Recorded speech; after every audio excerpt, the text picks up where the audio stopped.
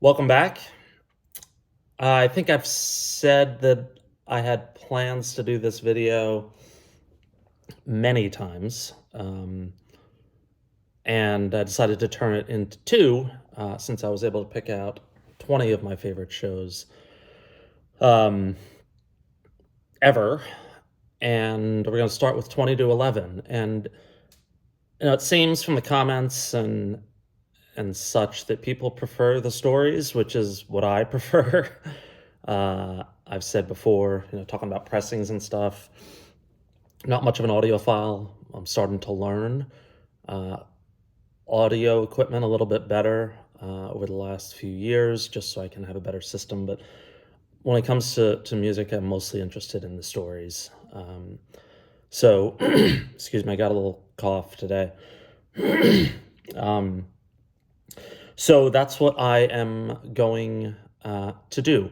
So what I've done is I have a couple books of ticket stubs, and I was able to look through those and find some shows that were obviously very memorable for a variety of reasons. And then some I just looked at my listening habits and recalled shows that I don't have ticket stubs for. So let's get it started. At number 20, no ticket stub, but I don't think they have any vinyl, so I have a CD to display the artist. It looks like that's coming up blurry. That's probably because I'm in this cinematic mode. There you go. This is the record Blister Soul by the Vigilantes of Love. This came out in 1995. Excuse me, I'm hoping my throat clears. I don't want to keep doing that the whole video. And this was a show that I saw in Cincinnati with Lane, my older brother, who I talk a lot about here. I believe it was 1998. So I went on to Setlist FM and tried to find the show. And it looks like Vigilantes of Love played it at Bogart's in Cincinnati, I believe in 1999. That wasn't the show we were at. I looked at the inside photo. I've never been to Bogart's, so I looked at the photos of the venue inside. Definitely not where we were. Lane was a huge Vigilantes of Love fan. If you don't know them, Welcome to Struggleville is a great record. Blister Soul, this one, is probably my favorite of theirs. Lane bought tickets for us to see. They also went by the name VOL for short. To see them, it was at some random bar. I believe it was Cincinnati. I mean, it could have been like over in Kentucky, but I'm pretty sure it was Cincinnati. And if memory serves, and this is how I've told this story, I've told pieces of this story before on this channel, but I believe Lane and I were the only two people there, one or two bartenders and the band. Now, it might be hazy recollection 24, 25 years ago, but I recall that being the case. It was just us two. Maybe a few stragglers came in, but I just remember VOL put on a tremendous show for, again, what I believe was just 2 to 4 to 6 people. I remember they played for about an hour and a half.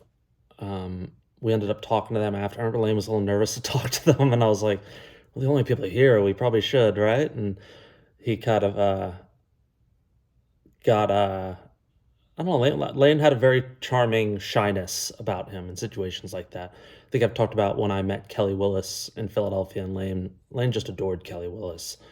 Her records, just as a person, he was just a huge, huge fan. And I remember I told him I was going to go meet her and say hello. And I have a flyer that she signed that says, "To Chris, with love, Kelly." And I remember Lane was like, "Oh, man." And I think I eventually told him to come over, because trust me, I get nervous in those situations too, but probably had a bunch of drinks in me. But VOL, this show, it was just such a unique experience to see a band almost entirely by yourselves. And we had such a good time. We were drinking, Lane and I were big beer drinkers. We were just pounding beers and had such a fun day. A memorable day that I think about often. So at number 20, Vigilantes of Love in Cincinnati. Don't remember the venue. Around 1997, 98. Number 19. Sorry again about the cough. I think it seems to be getting better. Here comes my dog. He's probably checking out on there. Number 19, I do have the ticket stub. So I think with... Oh, there. That looks like that's fairly clear. Cinematic mode. Maybe there. So this, whatever you can see, Elliot Smith at Irving Plaza, May 17th, 2000. So that's number 19. I saw Elliot Smith 3 times. I saw him at South by Southwest, I believe in 2000, so it would have been 2 months prior to this show. And it was really good. I remember I ran across town. I was seeing the original Harmony Ridge Creek Dippers, which was Mark Olson of the Jayhawks band following his departure, his first departure, or initial departure from the Jayhawks. And I remember, I think I got a cab and I asked him to floor it, and I think it was at La Zona Rosa in Austin, and I made it in for, I think, the second half of Elliot Smith's set. I think he was going on at 1 a.m. But this show at Irving Plaza was right after Figure 8 came out. I went with my buddy Scott, and there's video of this show on YouTube. And it was, he played for about 60 to 70 minutes straight, full rock band. He seemed to be healthy on stage, seemed to be in good spirits, or he was in good spirits. Played the Beatles song, was it 9 After 9? Why do I can never remember that song from I think it's Let It Be. And that is on YouTube as well. So if you just look up Elliot Smith Beatles cover, you'll probably find it. Or I'll find it and put it in the link. Or put a link in the description. I remember Scott and I walked out, and it was like we were out at Elliot went on at 9, and we were out at 10:10, and we were both just beaming because it was such a powerful set. And then I saw Elliot Smith one more time at the Knitting Factory. I think it was his second to last show before he passed away, and it was not good. He was clearly, or appeared to be, on some substances, and I remember it just being very sad. You could tell that he was not in good shape. But this show is how I remember Elliot Smith. Just beautiful, beautiful, full-on rock show. Excuse me again. Number 18. Can we see that? Neil Young. Oh, there we go. It looks like it goes in for a little bit. Neil Young at the Beacon Theater. And this is February 18th, 1992. I was still in high school. High school? Around there. Yeah.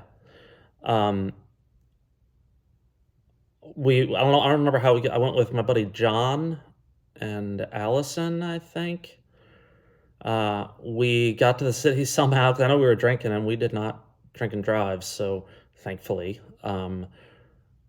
So we must have taken the train.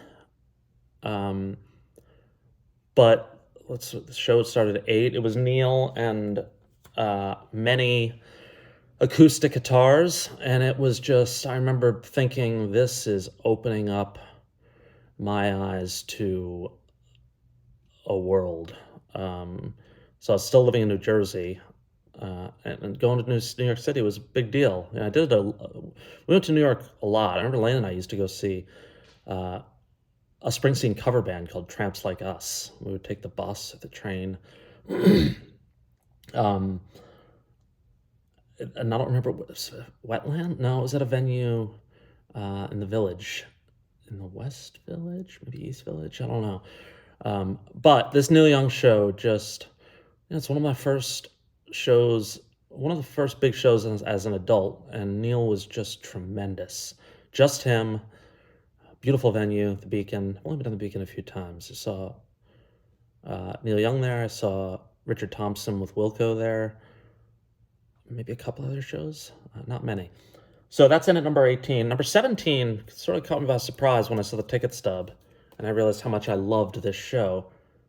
The Flatlanders at the once famous, or still famous, but now defunct, or now closed, uh, Bottom Line, New York City, March 10th, 2000. Lane and I had just recently gotten into the Flatlanders, and on that note, I just got their record that I've been looking for 20 years. I just went and paid a little bit too much because I've wanted this record for so long, and it has a lot of meaning to my relationship with Lane. When we discovered the Flatlanders, we were just over the moon. Butch Hancock, Joe Ely, Jimmy Dale Gilmore. This was their one record, more legend than a band. They put out a few records since, and I think they still might tour from time to time. But I don't remember who I went with. I went with a friend or two, and it was just, I felt like I was seeing all of the music that I loved and what had inspired it, meaning like Graham Parsons, the Flatlanders, sort of just the country rock legacy. And it was just a tremendous, tremendous show. And I loved the Bottom Line. Saw Sunvolt there. Saw a lot of shows there. But the Flatlanders really connected Lane and me. We talked about them a lot, that record. So that's coming in at number 17. Number 16, had the ticket stub. Slint at Bimbo's in San Francisco, 2 years after I moved to San Francisco, so July 22nd, 2007. Went with my good friend Amanda. If you watch Mazzy's channel, you know the archivist. Her and I went to that show. And I was such a fan of Spiderland. And I can't remember if they played all of Spiderland, but it was my first time at Bimbo's, which is a very unique venue. I've been there many times since. Bring Change to Mind, the one nonprofit that I work with, mental health nonprofit for teens, we had our annual dinner fundraiser there just a few months back. So I've been there many, many times. I really love Bimbo's. You know, everybody, I think, like, they wear tuxedos. It's got a very, like, it almost feels like the Shining house without the scariness. It's funny, I was talking about The Shining with a friend of mine the other day, and we were talking about scary movies, and I said, I still can't watch that movie. It terrifies me so much. But I remember the Captain song, Good Morning Captain, is that what it's called? It was just so dark and eerie and sort of fit the room, which I guess sounds to be at odds, since it said it wasn't like a scary room, which it wasn't, but it was just like the throwback nature of the room. 60s sort of or 40s 50s feel of the room, and Slint just playing this really sort of dark it's hard to explain. I just remember being transfixed on the stage watching them perform.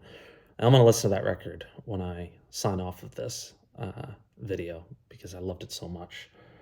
Number 15, no surprise, is Wilco. And this was a show I saw when I went back to visit my mother and my stepfather, September 25th, 2011, at the Merriweather Post Pavilion in Maryland. I went back and I spent, I think, a week or two with them. So it looks like I went back for my mother's birthday. It's her birthday, September 17th, so I probably stayed a little bit extra. And I went by myself, and I remember I was in like the 25th row on the maybe 50th row, I don't know, downstairs, outdoor arena, and Jeff came out and opened with One Sunday Morning.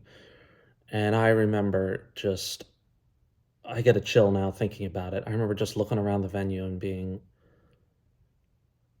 I had that feeling of like, this is why I love music. This is what it does. Like, very communal. The place was full, sold out, I'm pretty sure. But everybody was really quiet for like an 11-minute version of One Sunday Morning to open the show. If you've never read George Saunders' op-ed or opinion piece on One Sunday Morning in the New York Times, check it out. I will try to link that as well. But it was seeing one of my favorite bands, being home with my mom, my stepdad, just and just one Sunday morning. I love The Whole Love. I think it's such an underrated Wilco record. So just a great, great night. Number 14. I had the ticket stub. I don't know where it went. Oh, here it is. It's sort of ripped up, but the Jayhawks at the Elbow Room, Columbia, South Carolina, October 17th, 1997. I was there with my two brothers. The whole Hootie and the Blowfish band was in the crowd, and I think that's when they were big. Well, they're big before that, maybe 95. But they were apparently big Jayhawks fans. And this was when Sound of Lies came out, which was, it's got to be in Lane's top 5. He talked about that record all the time.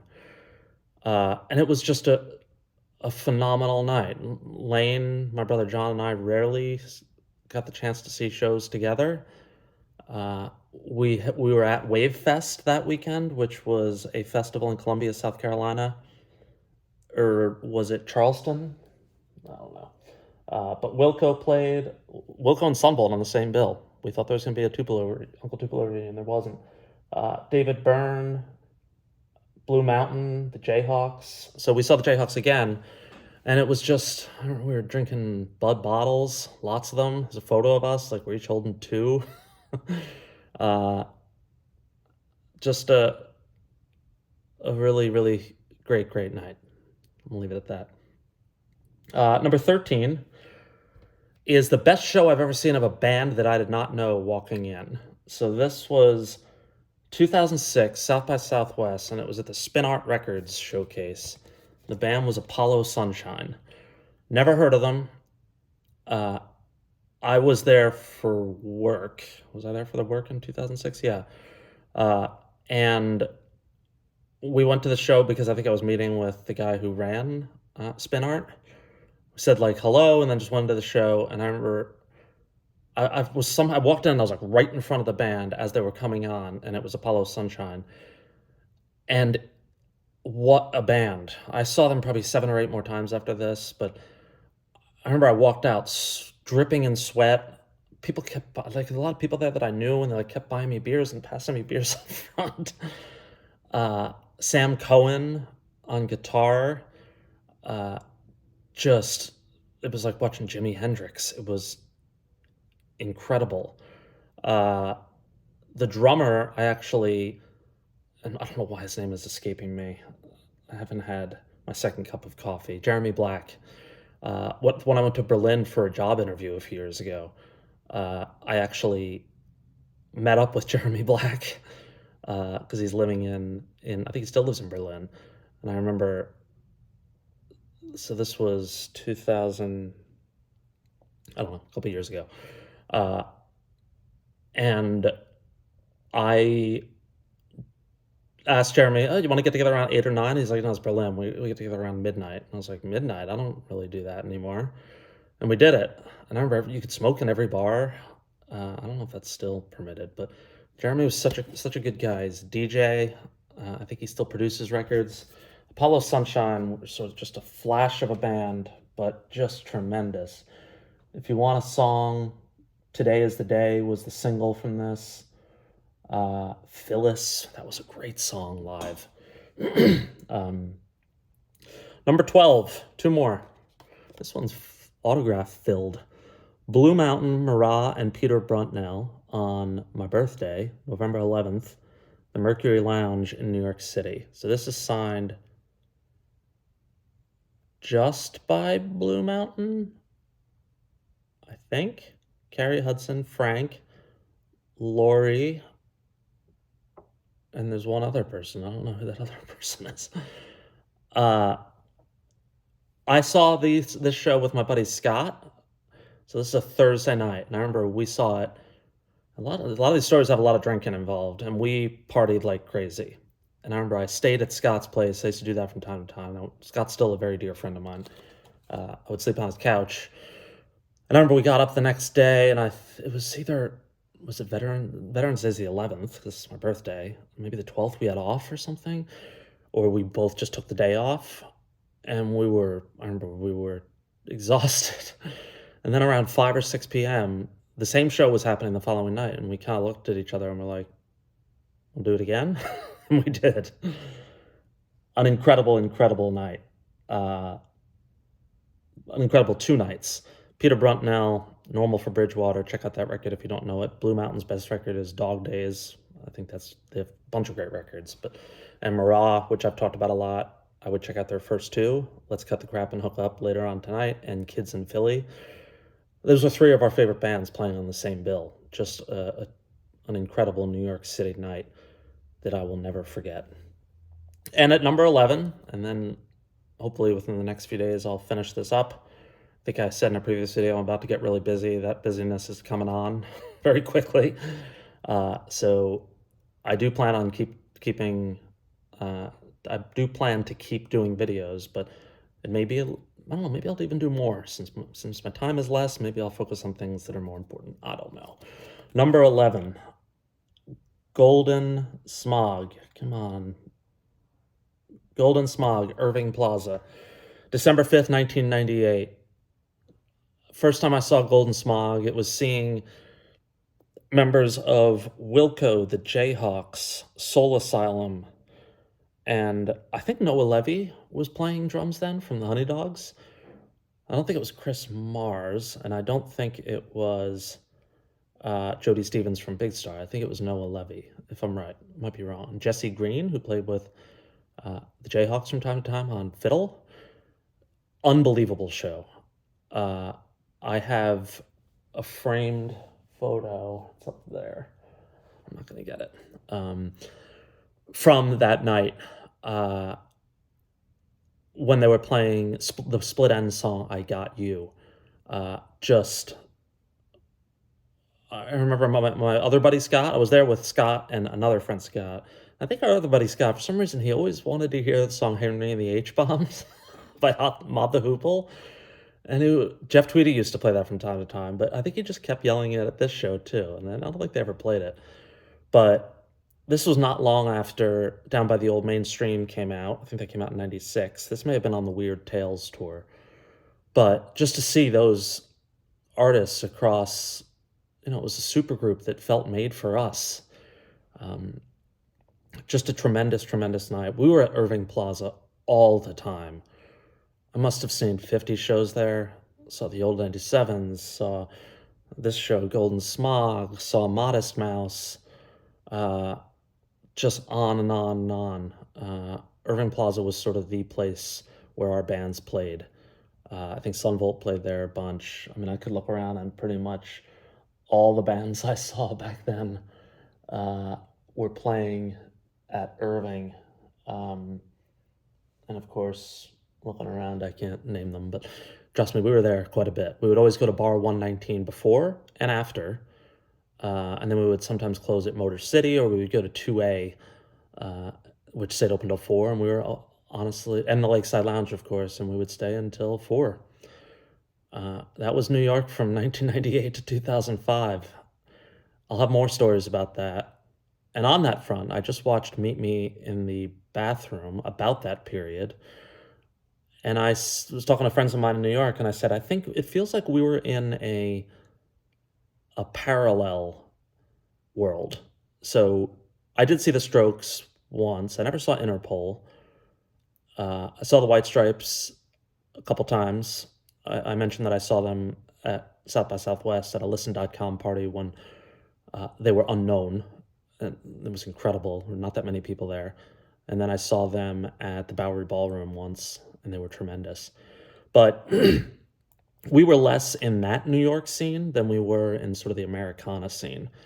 I was managing a band called Star City, which is a great local band in West Virginia, or from Jason Lewis, lead singer, is from West Virginia. He now has a YouTube channel, very popular YouTube channel. He lives in Iowa now, where he talks about tech and music. I'll link to his channel as well.